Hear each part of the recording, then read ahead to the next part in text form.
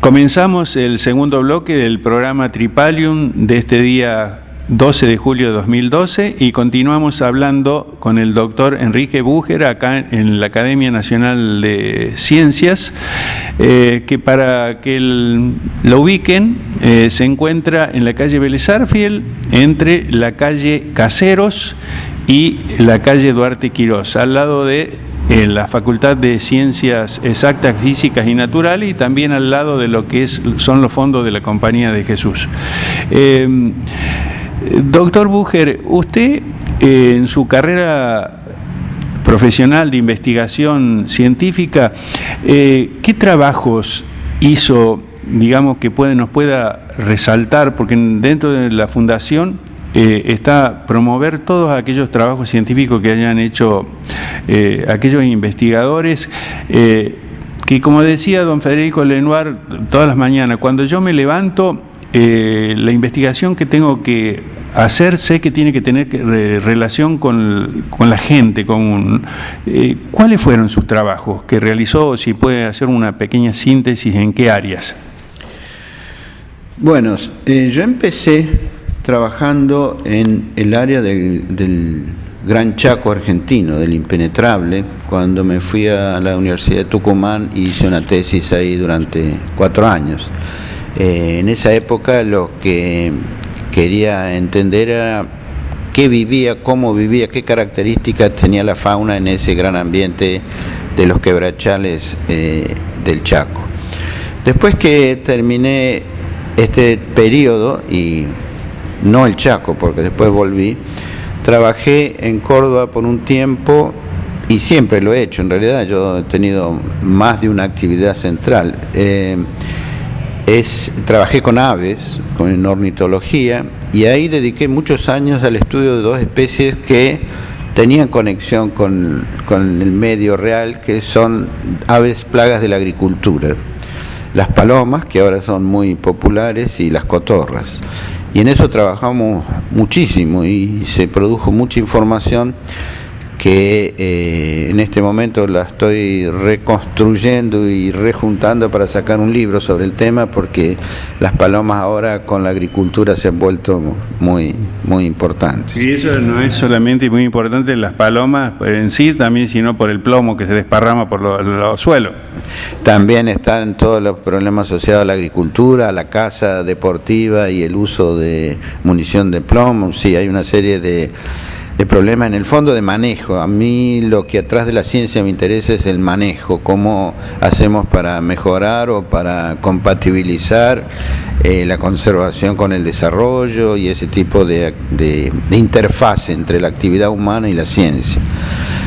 Posteriormente volví a trabajar en el Chaco salteño, en el impenetrable, donde gracias a donaciones internacionales conseguimos un área de 10.000 hectáreas para trabajar. Se cerró totalmente, se dejó que el bosque se recuperara y se empezaron a estudiar cuáles eran las maneras de manejarlo en una manera sustentable, básicamente a través de la ganadería y la producción forestal. De ahí salieron algunas técnicas, algunos criterios nuevos para manejar las pasturas dentro del bosque. Descubrimos muchas cosas no bien conocidas sobre la fauna de allí.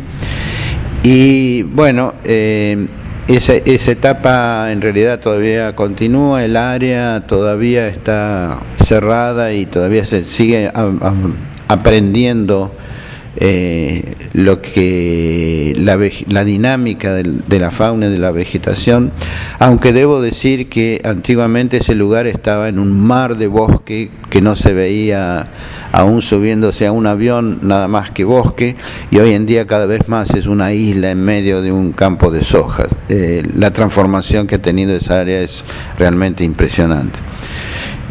También el área chaqueña, continuamos varios años trabajando en la reserva de Chancaní, en el oeste de Córdoba, que es otra área de bosque chaqueño, y donde tratamos de también continuar con esa línea de trabajo. Después, también dentro del área chaqueña, que es donde yo siempre me he desempeñado, está la Mar Chiquita. Y es uno de los humedales más importantes de Argentina y del mundo en términos de aguas saladas, digamos así. Y entonces en los últimos 12 años he estado centrado en hacer un experimento. Ese experimento es preguntarse en qué medida la universidad puede contribuir al desarrollo y a la conservación de un área que es al mismo tiempo biológicamente muy importante, al punto que es un sitio reconocido mundialmente, pero que también tiene gente dentro, hay necesidades de desarrollo, etcétera, etcétera, etcétera.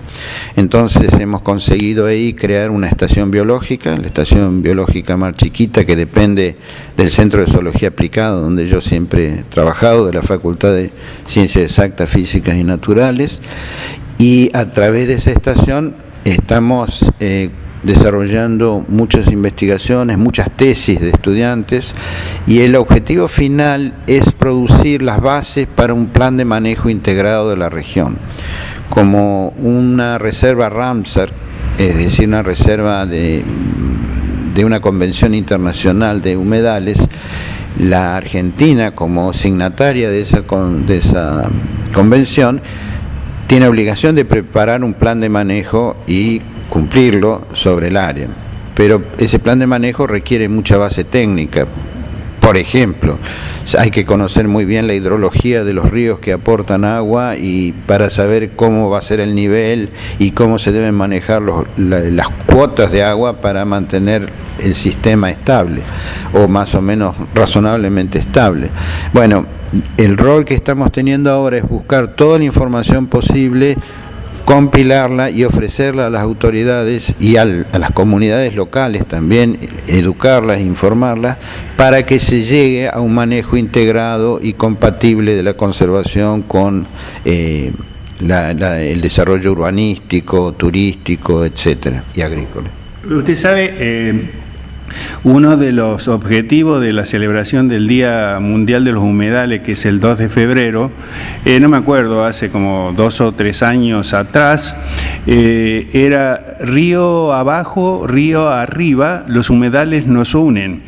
Yo lo traigo a las cabeceras, a las cuencas altas de los ríos que son signatarios de la Laguna Mar Chiquita, porque la Laguna Mar Chiquita está presentando un problema en este momento, y creo que usted va a poder sintetizar el problema que se presenta. Pero nosotros acá en Córdoba, precisamente nosotros estamos en Villa Carlos Paz, este programa sale por una radio Villa Carlos Paz. Estamos en la cuenca alta, una de las cuencas madre, que es la del río Suquía, tenemos la otra del río Sanaes, y también podríamos considerar que hay otra cuenca que es la cuenca este de las Sierras Chicas, ¿no es cierto? Pero digamos las dos principales de Córdoba, el río Sanaes y Suquía. El principal afluente, el río del sistema Salí Dulce, pero que usted supo decir que, bueno, eso formaba como una especie de río Nilo, ¿no? De un delta, como el del río Nilo, que tenía esa importancia desde ese punto de vista. Nosotros vemos que acá, en el lugar donde vivimos, no se toma conciencia de que pertenecemos a una cuenca que nos contiene a todos, y que lo que está ocurriendo en esa Laguna Mar Chiquita, no sé si será a corto tiempo, a mediano tiempo, a largo tiempo, si continúan sucediéndose una serie de fenómenos, nos puede afectar a todos. ¿Es así, doctor? Sí, exactamente. El criterio moderno de entender el manejo del agua es entender que hay que manejar las cuencas enteras. No se puede pensar en un tramo de un río y no en el otro. Y eso genera conflictos importantes, porque a veces se habla de que el problema del agua va a depender de que potencias extranjeras van a venir a robarnos el agua. Yo la verdad que no entiendo cómo se puede llevar agua de Córdoba a Rusia, por ejemplo, porque el costo de eso sería más caro que simplemente desalinificar el agua en Rusia. Pero aparte, el tema central es que el problema va a ser nuestro, local, va a ser entre poblaciones, va a ser entre provincias, va a ser totalmente doméstico.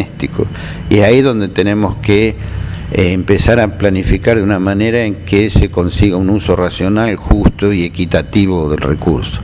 Piensen, por ejemplo, que Mendoza y La Pampa tienen un conflicto muy viejo por el río Atuel, o sea que no es nuevo, pero En general la tendencia es sí, que las cuencas altas tienden a retener el agua y perjudican a las cuencas bajas, pero a veces eso se le puede volver en contra. Por ejemplo, Mar Chiquita puede no recibir agua, Santiago del Estero y Córdoba pueden retener todo el agua que quieran, pero a la larga, en vez de una laguna, va a haber un salitral enorme que va a generar tormentas de polvo de sal que pueden llegar a la misma Córdoba y a la misma Carlos Paz. En realidad, en estos últimos años ha habido varias tormentas que le han errado por poquito a Córdoba, pero podrían haber, dependiendo de la dirección del viento, llegar tranquilamente. Han llegado a la provincia de Buenos Aires, para dar una idea.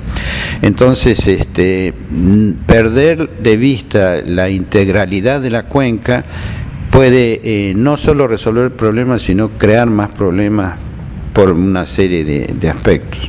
Hay que recordar que en Mar Chiquita viven gente, hay una riqueza biológica impresionante, hay una ganadería que depende de las inundaciones del río, como vos bien decías, con un efecto tipo Nilo, y son parte no solo son parte de la misma provincia, es decir, no se puede planificar separando sectores de esa manera. Mientras antes entendamos eso, mejor vamos a poder usar nuestros recursos. Hay que, por ejemplo, hay comités de cuencas que están trabajando sobre esos temas en todo el país, pero lamentablemente no son suficientemente activos. Pero yo creo que es el foro natural donde los distintos intereses se traten de compatibilizar. La cuestión aquí no es hacer una guerra del agua, sino ser inteligentes y planificar para minimizar los inconvenientes y maximizar los beneficios de todos los sectores, un principio democrático muy básico. Habiendo dicho todo esto, sí, Mar Chiquita sube y baja dependiendo de las variaciones climáticas y de lluvias y demás. Ha pasado por un periodo de 30 años de lluvias altas, pero desde hace unos 10 años, 8 años, baja 40 centímetros por año. Eso no se puede manejar, pero el problema actual es que además de eso, Santiago del Estero retiene mucha agua para uso de irrigación, para usos domésticos, incluso se extrae agua ilegalmente a lo largo del río Dulce por los dueños de los campos linderos. Todo eso lleva a que el agua que llega a Mar Chiquita es menor de la que debería llegar aún con menores lluvias o mayores lluvias. Es decir, hay un factor extra que se está agregando y que puede ser muy significativo. Nosotros hemos reunido la información disponible en un libro que se ha publicado precisamente por la Academia de Ciencias, donde hay modelos hidrológicos y donde se puede ver qué nivel va a tener la laguna dependiendo del caudal que traiga, sobre todo Río Dulce. Y ahí se ve que debajo de unos 80 o 90 metros cúbicos por segundo por año ya es muy probable que la costa se retire hacia adentro de la laguna en forma significativa. Tenemos un elemento concreto científico para hacer valer nuestros derechos o los derechos de Córdoba. El asunto es que realmente Córdoba tome noción de que hay que planificar el uso del agua. A veces la gente minimiza de esta forma. Eso no es un problema, porque también en el norte de Córdoba tenemos las Salinas Grandes, pero ¿qué diferencia hay entre las Salinas Grandes y las grandes playas de sal que están quedando en el norte de Laguna Mar Chiquita? No, son las precursoras. Digamos, si continuara bajando el nivel tendríamos las Salinas Grandes, pero el punto es, en primer lugar, habría una pérdida de biodiversidad enorme. Hay poblaciones de entre 10 y 100.000 flamencos permanentemente en esa laguna. La laguna tiene otra importancia fundamental y por eso es un sitio Ramsar internacional, y es que es una de las etapas del vuelo que hacen las aves migratorias entre Canadá y Tierra del Fuego, y que bajan en Mar Chiquita los chorlitos o playeros para alimentarse, digamos así. Si no tuvieran esta parada, probablemente, entre comillas, no le alcanzaría el combustible para volar desde la Patagonia hasta Alaska, y la desaparición de Mar Chiquita podría afectar seriamente a muchas especies de aves. O sea, hay un interés internacional. Eso por un lado. Por otro lado, cualquiera que haya pasado en verano por cerca de la salina, y lo invito a que un día de enero se meta, va a saber que es una gran cama solar, donde la temperatura es extremadamente alta y la radiación que se refleja es extremadamente alta. Si si Mar Chiquita decreciera más todavía de lo que está decreciendo, sin duda que habría un cambio climático en la región, porque el agua tiene propiedades físicas muy distintas de la sal en cuanto a absorber y reflejar la energía solar, y eso afectaría a todas las áreas circundantes y posiblemente influiría también en el régimen de lluvia de áreas agrícolas muy valiosas. Digamos, piensen en el área Mortero, San Francisco, sur de la laguna en general. De manera que no es tan simple el tema. Por ejemplo, Rusia tuvo un gran proyecto de irrigación en la región del Mar de Aral, en Asia, hecho con la idea de que se iba a producir algodón y que eso era lo importante para el país, que no se podía desperdiciar agua yendo al Mar de Aral. ¿Y qué pasó? En primer lugar, hoy en día, en 20 años, el Mar de Aral cayó a 1/3 de la superficie original. La industria pesquera que había ahí desapareció. Si ustedes buscan en Google van a ver muchas imágenes de barcos tirados en medio de la arena y con camellos pasando cerca, porque es un desierto lo que era antes un área productiva. Eso ha generado tormentas de sal. Hay 2 lugares en este momento en el mundo donde hay tormentas de ese tipo, Mar Chiquita y el Mar de Aral, que han causado también problemas más serios que los que tenemos acá en cuanto a salud, en cuanto a irritación de ojos, porque ahí se combinaba con mucha arena, por supuesto, porque son lugares más desérticos, y en realidad ha sido una ruina para una enorme región que todavía hoy está el Banco Mundial, las Naciones Unidas tratando de ver cómo se trata de volver para atrás del daño ya hecho. Esa es una señal, una luz amarilla en el tablero que no podemos ignorar. Por otro lado, por ejemplo, el Mar Muerto está bajando 1 metro por año. Y eso se debe a que toda la extracción que se hace en el río Jordán, en el bíblico río Jordán, hace que cada vez menos agua llegue al Mar Muerto. Y bueno, de nuevo, para resolver el problema están pensando en hacer un canal desde el Mar Rojo. Los costos que tiene eso son enormes y lo ideal sería no tener que llegar a esas situaciones tan críticas y tomar medidas más de prevención y de planificación más equilibradas. Doctor, el año pasado se desarrolló la 11ª reunión, corríjame usted porque yo no me acuerdo exactamente cuál es el organismo, ¿no es cierto?, pero que tiene que ver con los mares salados del mundo, que comenzó acá en la Facultad de Ciencias Exactas, Físicas y Naturales y se cerró en Mar Chiquita. Sí, exactamente. Como parte de la actividad nuestra de un programa que se llama PROMAR y que está basado, que depende de la Facultad de Ciencias Exactas y que está basado en Miramar, fuimos los huéspedes de la reunión que se hace cada 3 años mundial sobre ecología e investigación en lagos salados y tuvimos representantes de todos los lugares del mundo y por ciertamente del Mar Muerto también, del Mar de Aral y de otros lugares de todo el mundo. Bueno, ya para cerrar la nota, queremos agradecerle muchísimo el tiempo que nos ha prestado acá en este lugar histórico, también rumoroso porque se siente el ruido de la avenida Vélez Sarsfield. No sé si quiere agregar algo más que nos pueda decir sobre todo lo que hemos estado hablando. Bueno, yo creo que antes que nada, gracias por la iniciativa, gracias por el esfuerzo que tienes en conectar las cosas y conectar Carlos Paz con Mar Chiquita, que parecieran situaciones tan distantes y sin embargo no lo son. Y yo creo que ha llegado una época en que la investigación científica y los problemas tienen que tomar otra dimensión de mucho más agilidad, mucho más interacción y nadie quedarse en un reducto cerrado. Creo que tenemos demasiada tendencia a buscar culpables de los problemas, pero el problema más serio no es ese, sino cómo lo resolvemos. Y para resolvernos hay que dejar al lado a veces las territorialidades y demás y sentarnos a trabajar juntos. Yo quisiera recordar en ese sentido la frase del escritor español Ortega y Gasset cuando visitó Argentina y se fue y dejó en un escrito clásico de él, dijo: argentinos a las cosas. Es decir, dijo que los argentinos hablábamos mucho en los cafés, que éramos muy inteligentes, que éramos muy informados, pero que no resolvíamos los problemas reales.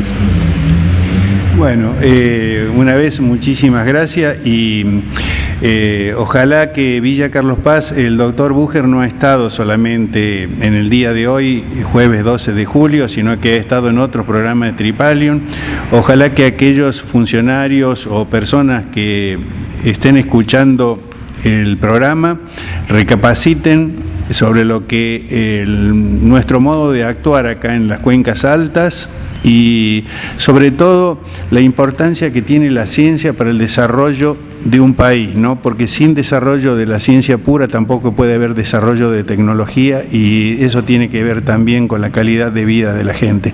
Así que muchísimas gracias por todo lo que ha hecho, por lo que hace y por lo que hará, doctor Enrique Bucher. Muchas gracias, ha sido un gusto y una vez más agradezco la invitación.